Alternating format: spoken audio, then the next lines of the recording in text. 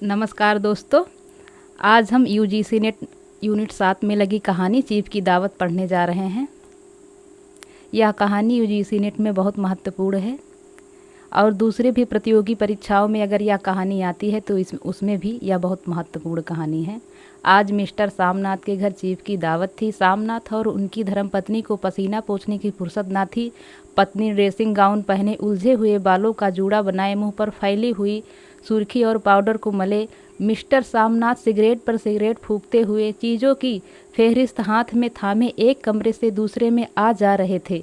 आखिर 5 बजते बजते तैयारी मुकम्मल होने लगी। कुर्सियाँ, मेज, तिपाइयाँ, नैपकिन, फूल सब बरामदे में पहुँचते गए।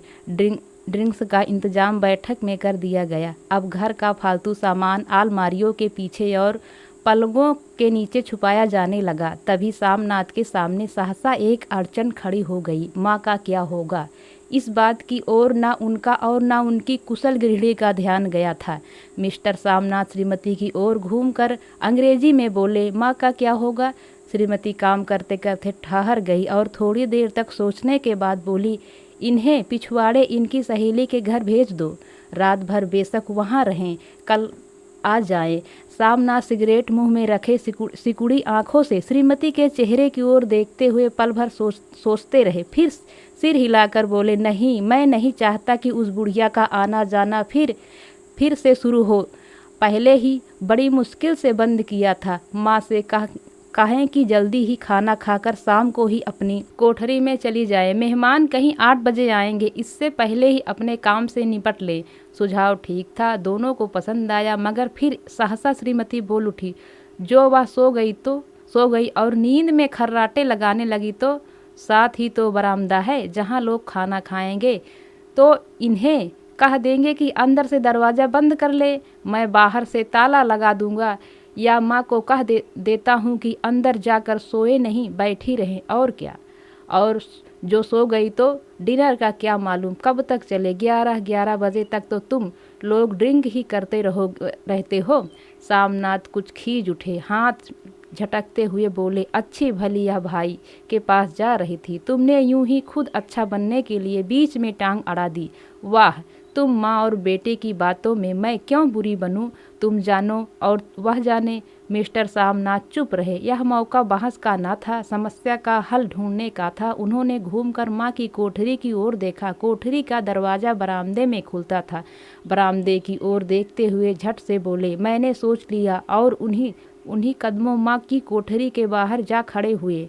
माँ दीवार के साथ एक चौकी पर बैठी दुपट्टे में मुंह सिर लपेटे माला जप रही थी। सुबह से तैयारी होती देखते हुए माँ का भी दिल धड़क रहा था। बेटे के दफ्तर का बड़ा साहब घर आ रहा है, सारा काम सुबीते से चल जाए। माँ, आज तुम खाना जल्दी खा लेना, मेहमान लोग 7:30 बजे आ जाएंगे। माँ ने धीरे से मुंह पर से दुपट्टा हटाया और बेटे को देखते हुए कहा, आज मुझे खाना नहीं खाना है बेटा, तुम जानते हो मांस मछली बने तो मैं कुछ नहीं खाती।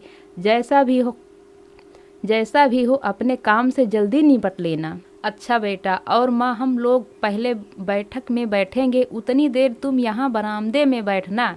फिर जब हम यहाँ आ जाएं तो तुम गुसलखाने के रास्ते बैठक में चली जाना। माँ अवाक बेटे का चेहरा देखने लगी, फिर धीरे से बोली, अच्छा बेटा। और माँ, आज जल्दी सो नहीं जाना, तुम्हारे खर्राटे की आवाज़ दूर तक जाती है। माँ लज्जित सी आवाज़ में बोली, क्या करूँ बेटा, मेरे बस की बात नहीं है, जब से बीमारी से उठी हूँ नाक से सांस नहीं ले सकती। मिस्टर सामनाथ ने इंतजाम तो कर दिया, फिर भी उनकी उधेड़ बुन खत्म नहीं हुई। जो चीफ अचानक उधर आ निकला तो 8-10 मेहमान होंगे, देसी अफसरों की स्त्रियां होंगी, कोई भी गुसलखाने की तरफ आ जा सकती हैं। क्षोभ और क्रोध में वह फिर झुंझलाने लगे। एक कुर्सी को उठाकर बरामदे में कोठरी के बाहर रखते हुए बोले, आओ माँ, इस पर जरा बैठो तो। माँ माला संभालती पल्ला ठीक करती हुई उठी और धीरे से कुर्सी पर आकर बैठ गई। यूं नहीं माँ, टांगे ऊपर चढ़ाकर नहीं बैठते, यह खाट नहीं है। माँ ने टांगे नीचे उतार ली, और खुदा के वास्ते नंगे पाँव नहीं घूमना, न ही वह खड़ाऊ पहनकर सामने आना। किसी दिन तुम्हारी वह खड़ाऊ उठाकर मैं बाहर फेंक दूंगा। माँ चुप रही। कपड़े कौन से पहनूंगी माँ? जो है वही पहनूंगी बेटा, जो कहो पहन लूँ। मिस्टर सामनाथ सिगरेट मुंह में रखे फिर अधखुली आंखों से माँ की ओर देखने लगे और माँ के कपड़ों की सोचने लगे। सामनाथ हर बात में तरतीब चाहते थे। घर का संचालन उनके अपने हाथों में था। खूंटियाँ कमरे में कहाँ लगाई जाएं, बिस्तर कहाँ पर बिछे, किस रंग के पर्दे लगाए जाएं, श्रीमती कौन सी साड़ी पहने, मेज की किस किस साइज की हो। सामनाथ को चिंता थी कि अगर चीफ का साक्षात्कार माँ से हो गया तो कहीं लज्जित नहीं होना पड़े।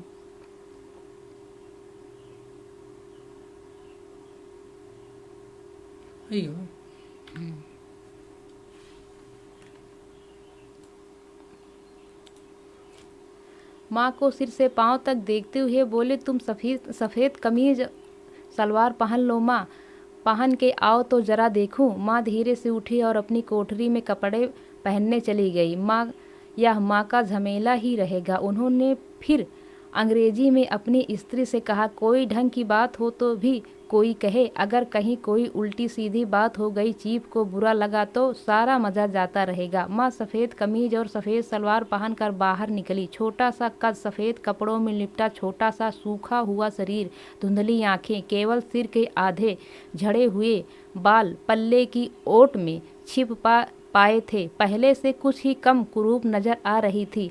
चलो ठीक है, कोई चूड़ियाँ वूड़ियाँ हो तो वह भी पहन लो, कोई हर्ज नहीं। चूड़ियाँ कहाँ से लाऊं बेटा, तुम तो जानते हो सब जेवर तुम्हारी पढ़ाई में बिक गए। यह वाक्य सामनाथ को तीर की तरह लगा।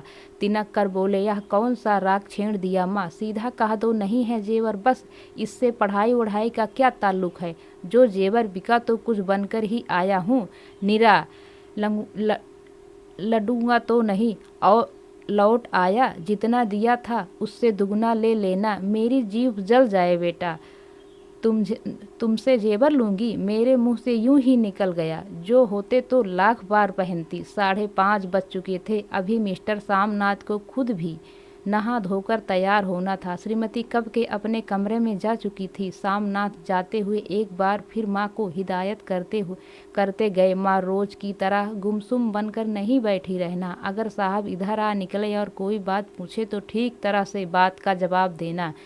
मैं ना पढ़ी ना लिखी बेटा, मैं क्या बात करूँगी, तुम कह देना माँ अनपढ़ है, कुछ जानती समझती नहीं, वह नहीं पूछेगा। 7 बजते बजते माँ का दिल धक धक करने लगा। अगर चीफ सामने आ गया और उसने कुछ पूछा तो वह क्या जवाब देगी। अंग्रेजों को तो दूर से ही देखकर वह घबरा उठती थी।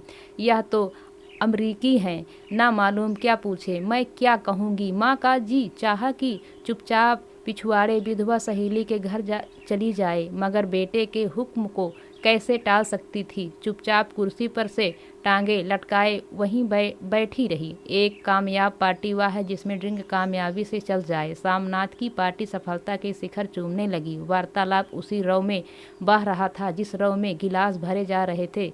कहीं कोई रुकावट ना थी, कोई अड़चन ना थी। साहब को व्हिस्की पसंद आई थी, मेम साहब को पर्दे पसंद आए थे, सोफा कवर का डिजाइन पसंद आया था, कमरे की सजावट पसंद आई थी। इससे बढ़कर क्या चाहिए। साहब को ड्रिंक के दूसरे दौर में ही चुटकुले और कहानियाँ कहने लग गए थे। दफ्तर में जितना रौब रखते थे यहाँ पर उतने ही दोस्त परवर हो रहे थे। और उनकी स्त्री काला गाउन पहने, गले में सफ़ेद मोतियों का हार, सेंट और पाउडर की महक से ओत प्रोत कमरे में बैठी सभी देसी स्त्रियों की आराधना का केंद्र बनी हुई थी। बात बात पर हंसती, बात बात पर सिर हिलाती और सामनाथ की स्त्री से तो ऐसे बातें कर रही थी जैसे उनकी पुरानी सहेली हो। और इसी रव में पीते पिलाते 10:30 बज गए। वक्त गुजरता गया, पता ही ना चला। आखिर सब लोग अपने अपने गिलासों में से आखिरी घूंट पीकर खाना खाने के लिए उठे और बैठक से बाहर निकले। आगे आगे सामनाथ रास्ता दिखाते हुए, पीछे चीफ और दूसरे मेहमान। बरामदे में पहुंचते ही सामनाथ सहसा ठिठक गए। जो दृश्य उन्होंने देखा उससे उनकी टांगें लड़खड़ा गई और क्षण भर में सारा नशा हिरण होने लगा। बरामदे में ऐन कोठरी के बाहर माँ अपनी कुर्सी पर ज्यों की त्यों बैठी थी, मगर दोनों पांव कुर्सी की सीट पर रखे हुए और सिर बाएं से दाएं और दाएं से बाएं झूल रहा था और मुंह में से लगातार गहरे खर्राटे की आवाज़ आ रही थी। जब सिर कुछ देर के लिए टेढ़ा होकर एक तरफ को थम जाता तो खर्राटे और भी गहरे हो उठते और फिर जब झटके से नींद टूटती तो सिर फिर दाएं से बाएं झूलने लगता।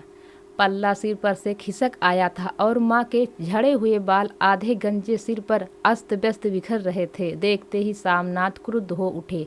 जी चाहा कि माँ को धक्का देकर उठा दे और उन्हें कोठरी में धकेल दे, मगर ऐसा करना संभव न था। चीफ और बाकी मेहमान पास खड़े थे। माँ को देखते ही देसी अफसरों की कुछ स्त्रियां हंस दी कि इतने में चीफ ने धीरे से कहा, पुअर डियर। माँ हड़बड़ाकर उठ बैठी। सामने खड़े इतने लोगों को देखकर ऐसी घबराई कि कुछ कहते न बना। झट से पल्ला सिर पर रखती हुई खड़ी हो गई और जमीन की ओर देखने लगी। उनके पांव लड़खड़ाने लगे और हाथों की उंगलियां थर थर कांपने लगी। माँ, तुम जाकर सो जाओ, तुम क्यों इतनी देर तक जाग रही थी? और खिसियानी हुई नज़रों से सामनाथ चीफ के मुंह की ओर देखने लगे।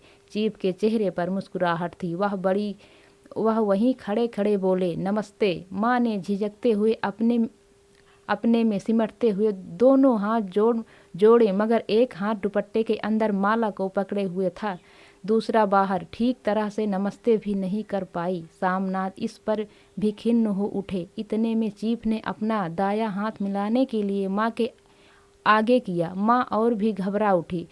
माँ, हाथ मिलाओ। पर हाथ कैसे मिलाती? दाएं हाथ में तो माला थी। घबराहट में माँ ने बायां हाथ ही साहब के दाएं हाथ में रख दिया। सामनाथ दिल ही दिल में जल उठे। देसी अफसरों की स्त्रियां खिलखिलाकर हंस पड़ी। यूं नहीं माँ, तुम तो जानती हो दायां हाथ मिलाया जाता है, दायां हाथ मिलाओ। मगर तब तक चीफ माँ का बायां हाथ ही बार बार हिलाकर कह रहे थे, हाउ डू यू डू।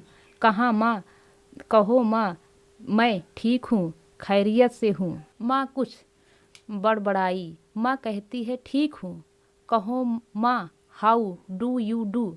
माँ धीरे से सकुचाते हुए बोली, हाउ डू डू। एक बार फिर कहा उठा। वातावरण हल्का होने लगा। साहब ने स्थिति संभाल ली थी। लोग हंसने चहकने लगे थे। सामनाथ के मन का क्षोभ भी कुछ कम होने लगा था। साहब अपने हाथ में माँ का हाथ अब भी पकड़े हुए थे और माँ सिकुड़ी जा रही थी। साहब के मुंह से शराब की बू आ रही थी। सामनाथ अंग्रेजी में बोले, मेरी माँ गांव की रहने वाली है, उम्र भर गांव में रही है, इसलिए आपसे लजाती है। साहब इस पर खुश नजर आए। बोले, सच, मुझे गांव के लोग बहुत पसंद हैं। तब तो तुम्हारी माँ गांव के गीत और नाच भी जानती होगी। चीफ खुशी से सिर हिलाते हुए माँ को टकटकी बांधे देखने लगे। माँ, साहब कहते हैं कोई गाना सुनाओ, कोई पुराना गीत, तुम्हें तो कितने ही याद होंगे। माँ धीरे से बोली, मैं क्या गाऊंगी बेटा, मैंने कब गाया है। वाह माँ, मेहमान का कहा भी कोई टालता है? साहब ने इतने शौक से कहा है। नहीं गाओगी तो साहब बुरा मानेंगे। क्या गाऊं बेटा, मुझे क्या आता है। वाह, कोई बढ़िया टप्पे सुना दो पत्तल अनारा दें। देसी अफसर और उनकी स्त्रियों ने इस सुझाव पर तालियां पीटी। माँ कभी दीन दृष्टि से बेटे के चेहरे की ओर, कभी पास खड़ी बहू के चेहरे को देखने लगी। इतने में बेटे ने गंभीर आदेश भरे लहजे में कहा, माँ।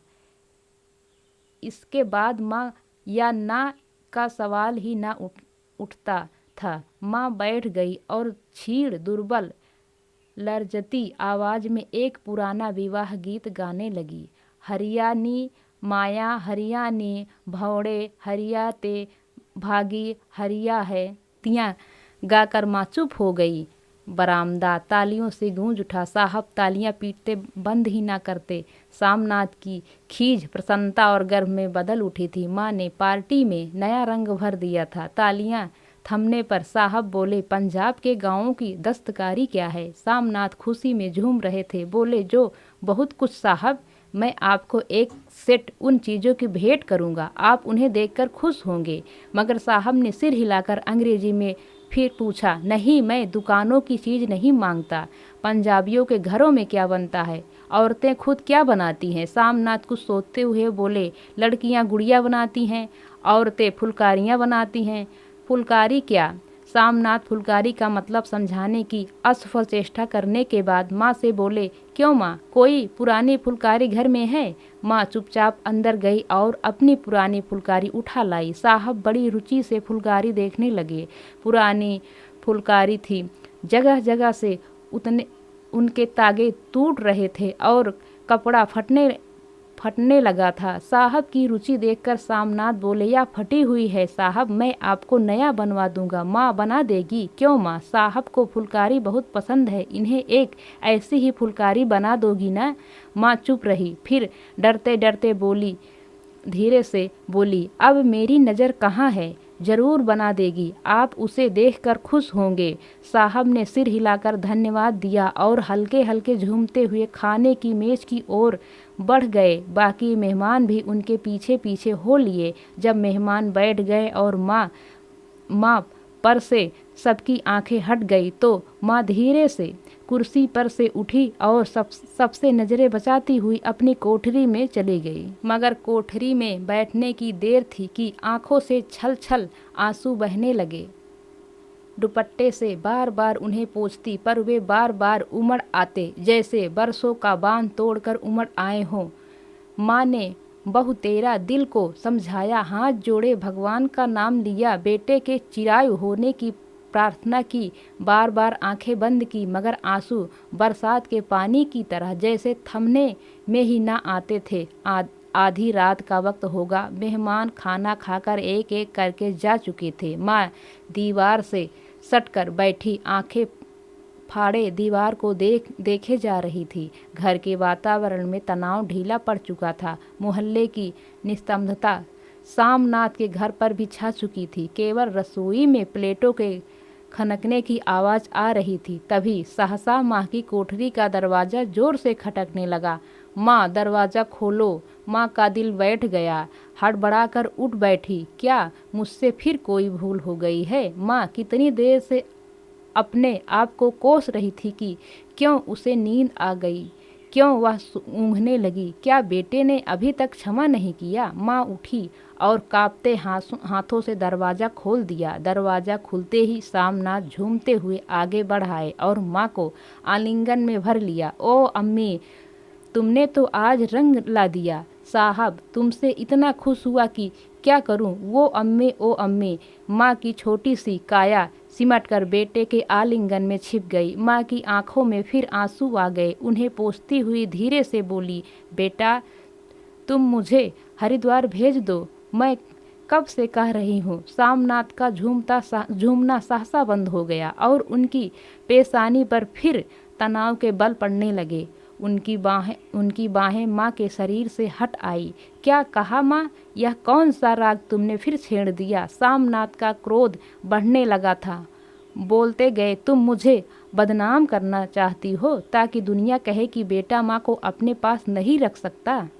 मैंने अपना खा पहन लिया, अब यहाँ क्या करूँगी? जो थोड़े दिन जिंदगानी के बाकी हैं भगवान का नाम लूँगी। तुम मुझे हरिद्वार भेज दो। तुम चली जाओगी तो फुलकारी कौन बनाएगा? साहब से तुम्हारे सामने ही फुलकारी देने का इकरार कर दिया है। मेरी आंखें अब नहीं है बेटा जो फुलकारी बना सकूं।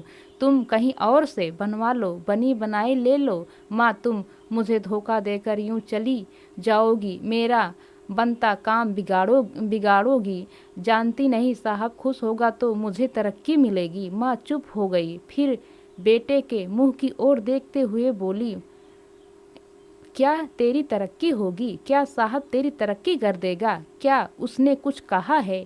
कहा नहीं, मगर देखती नहीं कितना खुश गया है। कहता था जब तेरी माँ फुलकारी बनाना शुरू करेगी तो मैं देखने आऊँगा कि कैसे बनाती हैं। जो साहब खुश हो गया तो मुझे इससे बड़ी नौकरी भी मिल सकती है, मैं बड़ा अफसर बन सकता हूँ। माँ के चेहरे का रंग बदलने लगा। धीरे धीरे उनका झुर्रियों भरा मुंह खिलने लगा, आंखों में हल्की हल्की चमक आने लगी। तो तेरी तरक्की होगी बेटा, तरक्की यूं ही हो जाएगी।